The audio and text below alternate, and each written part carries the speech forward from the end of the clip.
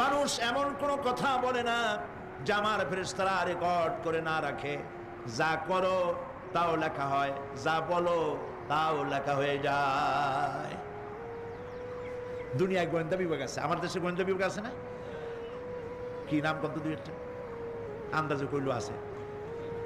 CID, DIB, DFI, arm intelligence, কত রকম গোয়েন্দা আছে, কত বাহিনী আছে আপনি টের পাবেন না। পাগড়ি একটা বাদ দিয়ে আপনার সামনে বসা, আপনি বুঝবেন না যে আপনার আমলনামা রেকর্ড করতেছে ওখানে বসে। আপনি তো মনে করেছেন দরবেশ সাহেব 6 সেল্লা দিয়ে আসছে, কিন্তু তিনি গভর্নমেন্ট অফিসার, আপনার সর্বনাশ করতেছে, আপনি টের পাচ্ছেন না। এই যে যদি মানুষের রাষ্ট্র ঠিক রাখার জন্য দুনিয়ার সরকারের দরকার হয়, তাহলে আল্লাহ পাকের এই বিশাল সাম্রাজ্য রক্ষা করার জন্য আল্লাহর গোয়েন্দা বিভাগ নাই? আল্লাহ রাব্বুল আলামিন